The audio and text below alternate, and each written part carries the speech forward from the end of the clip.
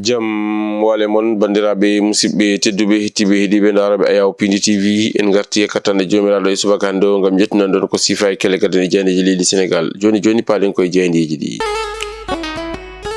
Altine nogas e jeegom lewru janvier hitande ujunnaji ɗiɗi e nogas e jeegom ko sifa e kele gadane e jaydeji leydi Sénégal. Eɗen puɗɗoro e jayde Les Échos kamɓe musidɓe men jaydiyankoɓe ɓe garti e ko yuwiti alhaali hijjore hitande ujunnaji ɗiɗi e nogas e jeegom ɓe garti noon e kanɗon lande ganduɗa kay kañum woni coalition mo Diomaye président ɗum ko caggal omo ganduɗa kañum woni Mimi Touré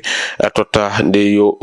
sarwu walla mbiyen yo tottir ɗinɗon biyeji sappo taw ko biyeji fewde toon to Makkatal Mukarram ɓe kolliti noon wonde kay yimɓe jiiɗi taw ko worɓe kam e rewɓe tatto kañumen kay goni ko dokka ɗinɗon biyeji kono noon ɓe kolliti ɗum woni ko addi haalulaji e nder on ɗon coalition mo ganduɗa kay kañum woni coalition Diomaye président ɗum ina tawe e jayde ganduɗa kay kañum woni jayde wiyetede e jayde Les Échos ko ɗum ko tawate e jayde nde ko konngudi El Hadji Ousseynou Diouf ko kiɗɗo konngudi muɗum ɗum ko yowiti on ɗon prime des lions du Sénégal caggal ngol ɗon pol ganduɗa kay e leydi Sénégal heeɓi ɗum kono noon ɓe kolliti kay fédération sénégalaise mo football kañum kay arti gam yaltinde hoore muɗum e ɗin ɗon konngudi ɗi El Hadji Diouf suuti ɓe kolli toon ɗiɗon konngudi kay waɗi concerné tan ko ganduɗa kañum woni El Hadji Ousseynou Diouf ɗum ina tawe e nder jayde ganduɗa kay kañum woni jayde wiyetede e jayde Les Échos. Jayde nde arti e ko yuwiti alhaali Madiambal Diagne ɓe kolliti kay wonande omo ganduɗa kañum woni Omar Mbaye mo ganduɗa kañum woni ceerno Madiambal Diagne ko yuwiti e cour suprême waɗi statué ko yuwiti alhaali on ɗon liberté provisoire wonande kay mo o namdino kanko on Omar Mbaye kolliti ɗo e 5 lewru fandu darade hawnaki mo heɓ ko wiyete ko liberté provisoire ɗum ina tawe e jayde Les Échos. ƴeewoyen jayde point acti kam musimen jaydiyankoɓe ɓe garti ko yuwiti alhaali mo ganduɗa kay kañum woni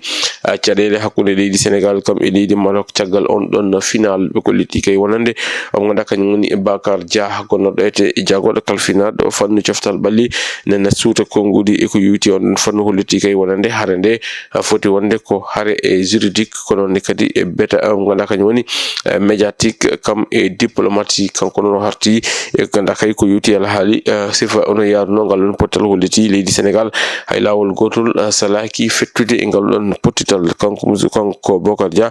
konngudi makko ina tawe e hello nayyi e nder jayde ganduɗa kay kañum woni jayde wiyetede e jayde point acti kam musimen jaydiyankoɓe ɓe janñima hen ha no hannirta niyete kono ɗum ko ɓe gartinde kadi ko yuwiti alhaali ganduɗa kay kañum woni caɗele teskade Mimi o ganduɗa kañum woni Ousmane Sonko kam e Diomaye ɓe kolliti kay wonande Mimi kam nene ɓeydi yo tan asde gueɗe ɗe on wiiri e jayde ganduɗa kay kañum woni jayde wiyetede e jayde point acti ɓe garti toon e ɗin ɗon biyeji makka ɗi ganduɗa kay tottirama ko yuwiti o jeeyaɓe on ɗon coalition mo ganduɗa kay ko jeeyaɗo e coalition mo Diomaye président. ƴeewoyen jayde L'As quotidien kañum nene ko hen arti ɓe mbitande ko ɗin ɗon biyeji e sappo ɗi ganduɗa kay kañumen mbaɗi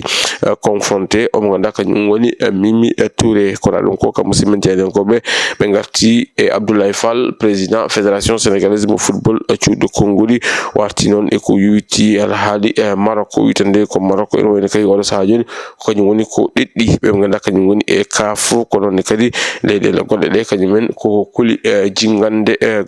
koko kuli ƴettude opposition honno wi kamɓe musimen jaydiyankoɓe ganduɗa kay kañum woni e jayde L'As quotidien. ƴeewoyen jayde Rewmi quotidien kam musimen jaydiyankoɓe ɓe garti ko e on ɗon accident mo ganduɗa kay waɗi e bolol ngol ganduɗa kay kañum woni autoroute à péage toon to Keur Ndiaylo faade toon to ganduɗa kañum woni Rufisque ɓe kolli toon ko yimɓe jeeyo kay goni ko kawri e ladial e on ɗon accident ko ni tonni e yimɓe ɗin noon e gañima hen honno wiiri kam musimen jaydiyankoɓe ɓe duttanima kanɗon lande ganduɗa kay kañum woni Awale ɓe kolliti noon wonde kay omo ganduɗa kañum woni Samba Talla Sarr kañum kay waɗi koni ko yalti e kanɗon lande ka Awale tawto yi omo ganduɗa kañum woni Ousmane Sonko e lande muɗum hono wiiri jayde ganduɗa kay kañum woni e jayde Rewmi quotidien. ƴeewoyen jayde ganduɗa kañum woni jayde peuple e jayde peuple noon arti kañum koko yuwiti alhaali Macky Sall kam e lande muɗum Alliance pour la République ɓe mbitande ko Macky Sall oɗo saaha kay enena woni e fewnidde kanɗon lande omono woni e dartinde kiɗɗum cokki ene woni tan de din don nomination ngaji woni tan den don toddande kay ganda kanyum Macky Sall na toddo dum e kan don landa mudum ganda kay kanyum woni landa APR ngam jibbitinde e kan don landa dum men jani ko be jani le peuple be ngarti hen be ngarti non e ben ganda kay kanyum woni toddabe nder kan non landa ben kala inde mumen ina tawe e nder jani ganda kay kanyum woni e jani le peuple quotidien ƴeewen jani ngendinde nde Le Soleil kamɓe noon ɓe garti ko yuti ala haali e jokkodiral hakkunde leydi Sénégal kam e leydi Maroc ɓe kolti noon wonde kay on résistance yo saaha muɗum yonti ko en ɗum si jeeyi sababu no ɓe mbi horejo jagorɗe mo leydi Sénégal Ousmane Sonko ine fatta toon to ganduɗa kay kañum woni royaume Sharif en e ñalawma hande o hono no wiiri kam musidmen janiyankoɓe ɓe ganduɗa kay kañum woni e jayde gendire nde Le Soleil ɓe garti noon e kanko ko horejo jagorɗe mo leydi Sénégal mo yiidu e nanda makko mo leydi Maroc hono no wiiri kam musidmen janiyankoɓe ɓe garti noon e on ɗon coopération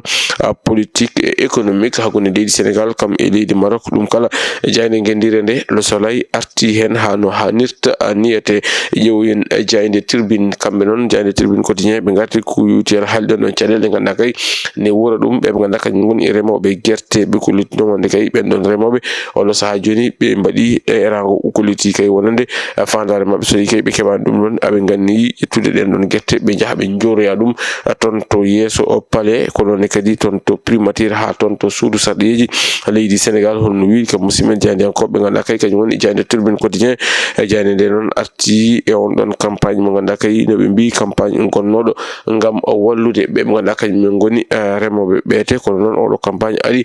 ko nuskinde ɓe ganduɗa kañum goni remoɓe guerte ɓeete so kay en tumnima e jayde wiyetende e jayde tribune quotidien e wiide omo ganduɗa kañum woni Bassirou Ba holno wiiri jayde ganduɗa kay kañum woni e jayde ganduɗa kañum woni jayde tribune quotidien ɓe gartine kadi e on ɗon accident mo ganduɗa kay ko conteneur goto woni ko yani toon to autoroute à péage ɓe kolliti noon ko ina tulni e yimɓe joyo kañumen kay goni ko kawri e ladial hono no wiiri kam musidmen janiyankoɓe ɓen ɗon yimɓe joyo gonno ko e on ɗon auto wiyeteɗo Wargaynde kono wiiri jayde ganduɗa kay kañum woni e jayde tribune quotidien ƴeewoyen e jayde Sud Quotidien kañum noon arti ko e keblanogol on ɗon réunion woni tan ngal ɗon pottal ganduɗa kay ko yuwitti ala haali conférence des Nations Unies ko yuwitti e diƴƴe kam musidmen janiyankoɓe ɓe garti noon e diƴƴe ɗete sifa gonka diƴƴe ɗe kam e ganduɗa kay nafoore muɗum ɗum kala ma yewtide ɗo ete nder leydi ndiyete hono no wiiri kam musidmen janiyankoɓe ɓe ganduɗa kay kañum woni e jayde Sud Quotidien kono ɗum ko ɓe garti e omo ganduɗa kañum woni Abdoulaye Fall omo ganduɗa kay kañum woni horejo président fédération sénégalaise mo football konngoli muɗum ina tawe e jayde ganduɗa kay kañum woni jayde Sud Quotidien jayde Li Quotidien kañum arti koye on ɗo weekend ɓe mbitande ko weekend macabre ko ina tulni noon e yimɓe sappo kañumen kay goni ko kawri e ladial e oɗo weekend ɗum ko caggal ɗin ɗon accident ji e certuɗi e baɗɗi e nder leydi ndiyete ɓe kolti toon to Sareya ina wonitande ko yimɓe joyo asannoɓe kange kañumen kay goni ko kawri toon e ladial ko noon kadi ɓe garti e on ɗon accident baɗɗo e lamorgo ngo Dakar toon to Kelle Ndiaylo ina wonitande ɓe kolliti yimɓe joyo kañumen kay kañumen goni ko kawri e ladial e on ɗon autoroute à péage ɗum ko caggal on ɗon accident baɗɗo e ñalawma hanki o hono wiiri jayde ganduɗa kay kañum woni jayde wiyetende jayde Li Quotidien kam musidɓe janiyankoɓe ɓe dottinima konngoli El Hadji Ousseynou Diouf ganduɗa kay addi polémique ɗum ne ene tawe e jayde ganduɗa kay kañum woni e jayde Li Quotidien jayde Tribune Sport kañum arti e El Hadji Ousseynou Diouf e ɗin ɗon konngoli ɓe kolliti kay wonande fédération sénégalaise mo leydi football kañum kañum ɗurnima ɗin ɗon konnguli ɗi ganduɗa kay kañum woni konnguli El Hadji Ousseynou Diouf mo ganduɗa kay kañum woni ambassadeur ko noon kadi e légende football sénégalais o suuti ɗum hono no wiiri kam musidmen janiyankoɓe konnguli goɗɗo tawteɗi e jayde ganduɗa kay kañum woni jayde Tribune Sport ko konnguli Ismaila Jacobs mo ganduɗa kay o suuti ɗin ɗon konnguli ɗum ko yowiti ala haali